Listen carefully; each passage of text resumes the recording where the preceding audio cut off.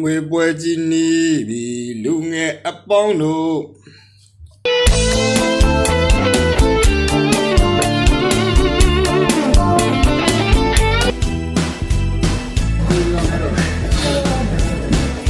ဒီပြပါလည်းမယ်ဘာတက်စားရည်ကြီးတယ်ဒီတင်စားမင်းတက်စားလို့ပြပါဘူးတခုလေကျွန်တော်တက်စားရည်ကြီးတကယ်စားတာတကယ်လားဒါမေးဖို့လို့ပဲပြရရတယ်အဲဒီတော့ဒါဒီဗီဒီယိုလေးကဒီဖြိုမီဘလော့ကတင်ထားတဲ့ဘူလောင်းတွေစာကြည့်နေတဲ့ဗီဒီယိုလေးပေါ့နော်ခုကျွန်တော်လဲစာမွဲဖြေနေတော့ဘူလောင်းဘွားစာမွဲတွင်းလေးစာမွဲတွင်းအကြောင်းလေးသတိရလို့ပြောပြမယ်ကျွန်တော်တို့ဖစီးရဘူလောင်းဘွားရဲ့စာမွဲတွင်းကြီးကတကယ်တော့မုံစားပွဲတော်ကြီးကြာနေတာပြောဖို့လည်းကောင်းတယ်သတိရစရာကြီးလည်းအများကြီးရှိတယ်အဲ့တော့ဖစီးရဘူလောင်းဘွားစာမွဲတွင်းကာလာမှာလိုအပ်ချက်တွေကဘာလဲဆိုတော့စာအုပ်လိုတယ်ခေါက်လိုတယ်ရေချိုးဝက်လိုတယ်ခေါက်တော့ကြောက်လိုတယ်ကော်မီတော့လိုတယ်ဒီပစ္စည်းတွေဘာလို့လိုရလဲဆိုတော့ပြောပြမယ်ကျွန်တော်တို့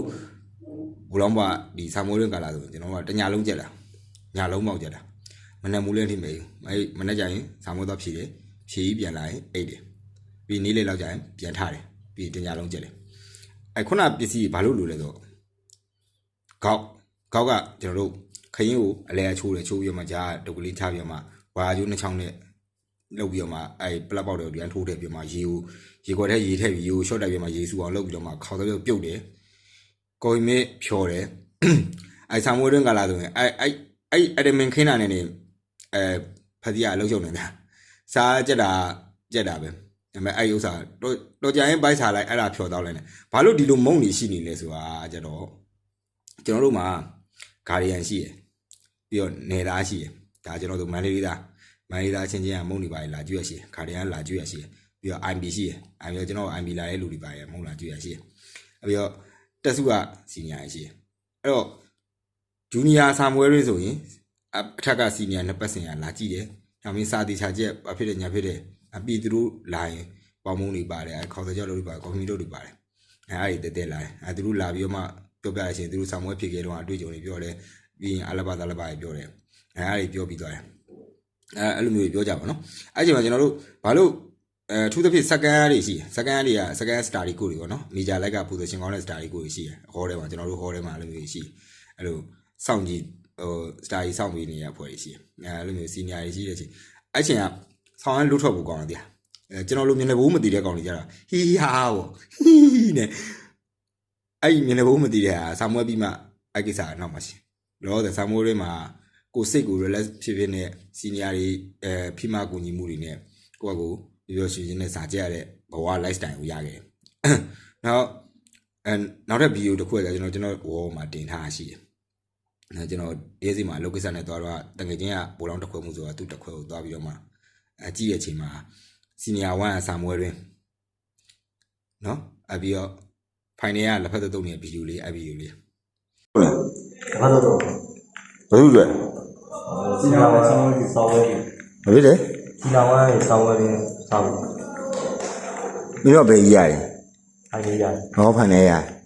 အငယ်ကြီးတို့လုပ်ပြရအောင်ဟုတ်ကဲ့စီနီယာကဘာလို့ဂျူနီယာကိုအဲ့လိုကြွရလဲဆိုတော့ကြတော့ကျွန်တော်တို့ဘူလောင်းတွေမှာစီနီယာဖြစ်တဲ့လူကဂျူနီယာရဲ့မုံနေပါလေအဲ့လိုမျိုးစားစရာတောက်စားရစားလေစားတာတိတ်မရှိဘူးတကယ်လို့စားပြခဲ့ရင်လည်းအင်းလေးတူကြီးကလက်မခံဘူးဖောက်ထူတာအကွာမင်းဘာဖြစ်လဲဂျူနီယာမုံစားရပါပြီညာအဲ့လိုမျိုးတွေပေါ့နော်စားလေစားတာလည်းမရှိပါဘူးဒါလည်းနဲပါတယ်အဲ့တော့စီနီယာတွေစာမွဲဖြည့်ပြီဆိုရင်စကန်စာမွဲဖြည့်ရဆိုရင်ဖိုင်နီယာဂါရီယာမှားလာတယ်ဖဒီယာမင်းတို့ကောင်ကြီးကင်းကြရင်ကင်းပြီးရင်သွားလို့ကင်းကြကြမကြကြစကန်ဂါရီယာတော့ကြည့်တကယ်လို့အိပ်ပျော်နေသွားနှိုးအဲ့လိုမျိုးနှိုးခိုင်းတာရှိရနော်ခုနက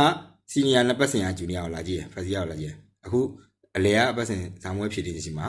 ဖိုင်နယ်နဲ့ဟိုအောက်ဆုံးကဖစီယာနဲ့စကန်ကိုကြည့်ဖိုင်နယ်စာမွဲဖြည့်နေတဲ့အချိန်မှာလည်းအဲ့လိုပဲစကန်ဂါရီယာကဖစီယာကိုမှာတယ်သူတို့ကိုယ်တိုင်လည်းသွားနှိုးတယ်ပြောချင်တာဖိုင်နယ်တွေစာမွဲဖြည့်တဲ့အချိန်တိုင်းဆောင်းရပြောကွာသူတို့ကျွန်တော်တို့ဖစီယာကင်းသမားကင်းလို့ပြရရှင်တေချာနှိုးရမနိုးမချင်းနှိုးရမနိုးကရေနဲ့ပတ်နှိုးရအဲ့လိုမှတ်ချက်ပါတိတ်ကြိုက်လာရဟို တချင်းအဲ့လိုမျိုးစီနီယာတွေအဲ့လိုမျိုးနှိုးတယ်ပေါ့အကူထားရအေးစကားဟိုဒီမှာဟိုဘာလဲတုံးကိုတင်းမြက်နဲ့ခောက်တဲ့အတန်လေးနဲ့တည်းအဲ့အတန်လေးနဲ့နှိုးတယ်မနှိုးဆိုရင်တည့်ရတယ်မယ်ခွေမဲกว่าဆိုပြီးမေမျိုးစောင်းနေအေးရအေးချက်နဲ့ရေနဲ့ပတ်နှိုးတာအဲ့လိုမျိုးရှိတယ်အဲ့တော့ဗျာကျွန်တော်ပြောချင်တာဒါဟာတာသဘောပါကျွန်တော်တို့ဘူလောင်းဒီရဲ့ဆာမွဲတွင်ဥစ္စာဂျူနီယာဆာမွဲဖြစ်ရင်လည်းစီနီယာကြည့်ရှုတယ်စီနီယာဆာမွဲဖြစ်ရင်လည်းဂျူနီယာကြည့်တယ်အဲ့လိုမျိုးလေးတော့ရှိရနော်ကျွန်တော်တို့အဲ့လိုမျိုးစီနီယာတွေကမုံအဲ့လိုဆာမွဲတွင်ဆိုရင်ကိုရီဂျူနီယာယူသွားတဲ့မုံစားတာနဲပါတယ်ဆိုသူတို့ဟိုအလုံးစုံယူကိုရီးယားအလိုက်တိပြောပေါ့နော်သူတို့သွားနှိုးပြီဆိုရင်နှိုးမနှိုးလို့သူတို့နိုးနေမနိုးနေပေါ့နော်အဲ့နေသွားပြီးတော့မှနှိုးတဲ့ကြည့်လေသူတို့နေရာကိုသွားကြည့်တဲ့အချိန်ကျကျွန်တော်ကော်ဖီတစ်ခွက်တော့အမြဲတမ်းဖြော်သွားတယ်ဒါကျွန်တော်တို့ရဲ့ဘူလောင်းဘွားရဲ့ကောင်းမွန်တဲ့ဒလီလေးပေါ့နော်ပြီးနောက်တစ်ခုကအမှန်တရားပြောရမှာဆိုရင်အဲ့ဒီကလေးမမစာကြတဲ့ခဏလေးမီးလာမကွာဝါတဲ့ပါဇက်ကလုတ်ပြီးတော့မှအိပ်ပျော်သွားရင်အဲ့မှာတင်စီနီယာစကန်တွေတင်ပေးခဲ့ရတဲ့ခုရှိတယ်အဲ့ချိန်အဲ့ဒီကောင်အဲ့မှာခြေမကြစက်ကူညက်ပြီးမီးရှူတာအဲ့ချိန်ကမီးတောက်လာသူခြေထောက်ကဘလောက်ခါမကြောက်ဘာလို့ကြောက်အလန့်နဲ့ခြေထောက်ကကုတ်ထားမီးရတောက်လေအဲ့မှာပြီးမီးငိမ့်သွားရင်တော့တုတ်ပြီးတော့ပဲအဲ့ခြေထောက်သွားလိုက်စီနေအဲ့ဒါအမှတ်တရအဲ့တော့ကျွန်တော်တို့ဆာမွဲရင်းကပွဲတော်ကြီးလို့အမှတ်တရတွေအများကြီးရှိတယ်နောက်တစ်ခုရှိသေးတယ်နောက်တစ်ခုကကျတော့အဲ့လိုမျိုးဆာမွဲရင်းကြရင်ပျော်စရာကောင်းမုံဘရိတ်လောက်တာရှိသေးတယ်မုံဘရိတ်ကကျတော့ဗတီယာတွေစီနီယာတွေလည်းမုံနေပါလားအဲ့မုံတွေကိုကျွန်တော်တို့ရေချိုးပုံးကြီးတွေကိုထက်နည်းနည်းချင်းထက်အမှတယောက်တစ်ခုလူတိုင်းရဲ့တက်တာကိုလန်ဘာမုံရှိလဲခေါ်တော့ရောက်ထက်အဲ့မှာရက်စားရှိလဲရက်စားတဲ့ဇီးကိုရှိလဲဇီးကိုထက်ကော်ဖီရှိလဲကော်ဖီမရှိအကုန်လုံးနေပြီးတော့မှတယောက်တစုံစီလိုက်ခုံကြွေးရအဲ့မုံဘရိတ်ကလည်းစားလို့ကောင်းလားဆိုတော့မကောင်းဒါပေမဲ့တခုရတယ်ဘာလို့လဲဆိုတော့ဘယ်လိုပြောမလဲငါတို့